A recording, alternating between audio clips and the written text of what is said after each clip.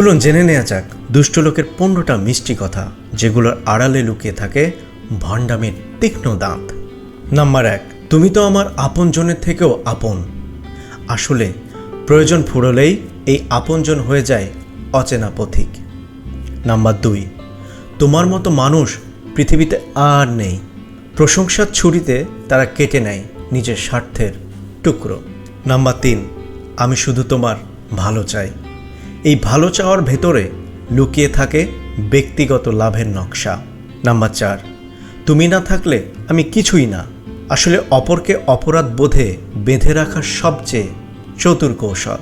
Number 5, তোমার জায়গায় আমি হলে ঠিক এমনটাই করতাম।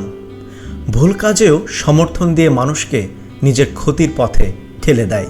নাম্বার 6, তুমি কত বুদ্ধিমান, সবাই তোমার ঈর্ষা করে। প্রশংসার ফাঁদে অহংকার জাগিয়ে দেয়, যেন পতনটা নিজে থেকেই হয়। নাম্বার 7, আমি তোমার পাশে আছি, যাই হোক না কেন। বিপদের মুহূর্তে সবার আগে হারিয়ে যায় এই সহচরগুলো। নাম্বার 8, তুমি আমার ভাইয়ের মতো, বোনের মতো। সম্পর্কের ছায়ায় আস্থা জন্মিয়ে ধীরে ধীরে প্রতারণার বীজ বনে।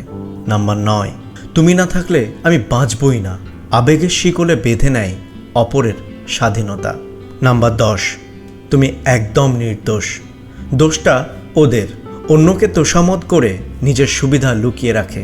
নাম্বার 11, তুমি যা বলবে আমি তাই করব। নিজের বিচারবোধ হারানো মানুষকেই তারা সবচেয়ে সহজে ব্যবহার করে। নাম্বার 12, তোমার প্রতিভা দেখে আমি অভিভূত। চাটুকারিতার আড়ালে থাকে কোনো লেনদেনের গোপন হিসাব। নাম্বার 13, তোমার মতো ভালো মানুষ আজকাল পৃথিবীতে পাওয়া যায় না। বিশ্বাসের দেয়াল গড়ে পরে তাতেই ফাটল ধরায়। নাম্বার 14, তুমি শুধু একবার ভরসা করো, বাকিটা আমার দায়িত্ব। এই কথার পরেই শুরু হয় আসল প্রতারণার গল্প। নাম্বার 15, আমি তোমার মঙ্গল চাই, বিশ্বাস করো। বিশ্বাসের মুখোশ পরে বিষ ঢালা এই তাদের পুরনো কৌশল। মানুষের মুখে মিষ্টি কথা শুনে অনেক সময় মন ভরে যায়, হৃদয় গলে যায়। কিন্তু সব মিষ্টি কথাই সত্য নয়। অনেক সময় এর ভেতর লুকিয়ে থাকে কপটতা, স্বার্থ আর প্রতারণার ছায়া। যারা মুখে মধু মাখে তাদের মনেই থাকে বিষ। সেই সব কথার মায়াজালে মানুষ বিশ্বাস হারায়, সম্পর্ক ভাঙে আর আত্মা ক্লান্ত হয়ে পড়ে। তাদের কথায় বিশ্বাস নয়, তাদের কাজে বিশ্বাস করো।